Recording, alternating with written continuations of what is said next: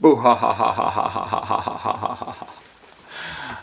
Hello everyone, I'm Eric from Educute, and today we're going to talk about games, activities and worksheets that you can use in your class for Halloween. As you can see, I'm not wearing my normal clothes today. This is actually part of my costume for Halloween, and I'll be wearing that for the Halloween party next week. If you would like to see the complete costume, you can add me on Instagram. Also, I've added a file with worksheets that you can download for free. All you need to do is add your email to join the newsletter. If you want content about teaching, you can like and subscribe this channel. You can also join our teachers group on Facebook, or you can add me on Twitter or Instagram. Right now, let's jump into the games and activities and worksheets you can do for Halloween with your class.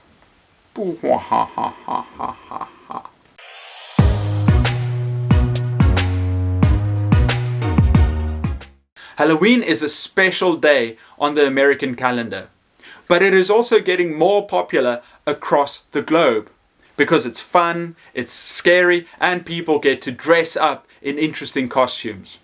As teachers, we can use this time to engage our students, we can excite them, and we can educate them at the same time. So that is why I want to share some ideas on activities, games, and worksheets that you can do with your class.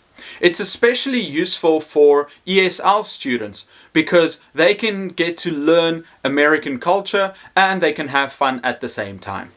So how do I like to start class? If you have lower level students, elementary or kindergarten, I like to play the Trick or Treat song by Super Simple Songs on YouTube. It's a fun song and the kids can easily sing along, and they can also play different roles. Knock, knock, trick or treat, who are you? I'm a ghost, I'm a little ghost. With my older students, I like to show them the Jimmy Kimmel videos called Hey Jimmy Kimmel, I told my kid I ate their Halloween candy. So the premise of these videos is that kids go out, they work hard to collect candy, they come home, they go to sleep, and while they're sleeping, their parents go and steal the candy and hide it. The next morning, the kids wake up and they find that all their candy is gone. Their parents tell them that they ate their candy and then film their reaction. Imagine how they react. They're crying, they get angry, they're shocked. Oh, I just wanted to let you know I ate all your candy. Huh? I ate all your Halloween candy. Don't cry. Not. My eyes are just watering. Don't be sad. I'm not. I'm sorry I ate all your candy. My eyes are just watering. I ate all the Halloween candy. You guys, we're really sorry. That wasn't very nice.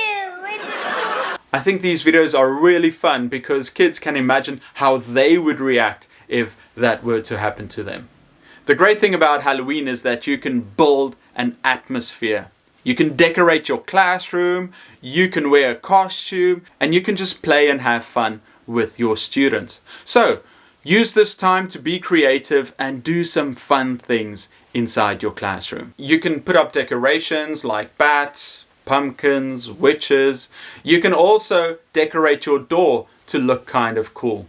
Imagine people walking past your class and looking in and thinking, wow, you know what? I wish I could be part of that class. And that's what you want to do. You want to have the kids excited about coming to your classroom to learn. Halloween is all about creating an atmosphere in the classroom. It'll make it fun for the students and get them engaged in the lessons. So what can you do as a teacher? You can perhaps dress up on the day. Wear something easy that the students are familiar with. It can be a character from a video game, TV, or a movie. Or something from a book that they've been reading.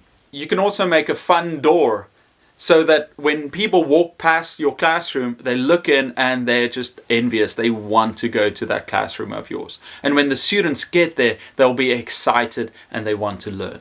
Another fun activity is to use paper plates. You can make monster faces, or you can use it to create masks. Another fun activity is to take balloons and they can write a letter to their parents or to their friends. You can cut up some paper and put it inside. Just don't put in glitter, that'll be too messy, and their parents won't appreciate that. Let's look at games. In the file below, I've got many games and activities and worksheets that you can use with your classroom.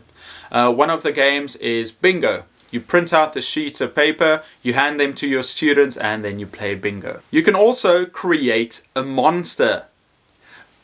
Younger students can practice talking about how many eyes they've got, how many arms, legs, what does your monster want to eat. You can give your monster a name. If you're working with older students, you can give your monster a backstory. There are lots of interesting things that you can do with your classroom when it comes to Halloween. You can even set up mini games, like a fun game is Zombie Eye Toss, where you take ping pong balls, you draw an eye, and then you put a couple of baskets where they have to toss it inside.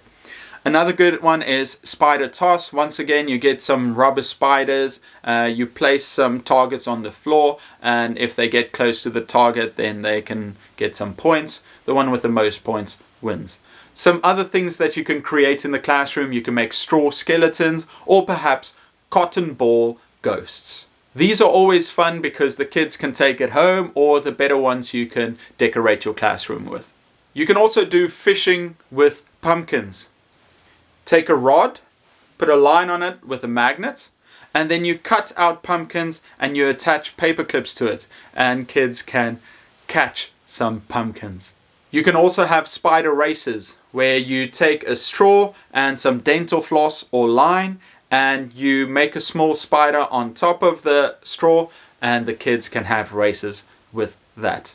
I would suggest videotaping these events to show parents, and also a way to remember the fun times that you've had in class. Another good one you can use is Halloween shadow puppets. Students cut out puppets using black paper, you put a light behind it, and then they can act out a scene of some sort. If you have younger students, you can play Pass the Pumpkin. Play some music, students pass it around, and when the music stops, the one holding it loses. Or if you run out of ideas, you can play Wrap the Mummy, get some toilet paper, tell them it's a race who can wrap their friend the fastest.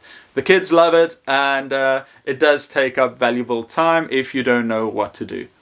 I have some great files from Journal Buddies where they give Halloween writing prompts and also ideas for elementary and middle school students. These are great ideas that you can also use for conversation. Let's talk about all the worksheets that I've got for you down below. There are word searches for Halloween that you can do. There are also word searches for pumpkin, where they have to find 12 pumpkin words. That will keep them busy. Also Halloween vocabulary. Some comprehension you can do. There's a reading part called What is Halloween? You can do that one first to let students know what Halloween actually is. For speaking, I've got pair questions about Halloween, 10 questions for each student, and they can ask their partner questions about Halloween. I really like pair questions because it allows students to ask each other questions and they get to respond to. It's very good for speaking, especially for ESL students. Okay everyone, Halloween isn't just about scary stories or dressing up. As teachers, we can also use these events to teach our students and have fun. You don't need to really get into Halloween, but it would mean a lot for the students to do something fun and different. So for one day, embrace the silly nature of this day and enjoy it with your students. Will you do anything for Halloween? Put it in the comments below. Like and subscribe this channel. Join us on Instagram, Facebook and Twitter, and download the free file for all the worksheets. Everyone, I'm Eric from Edicute. I hope you have a fantastic Halloween, and I'll see you all next time.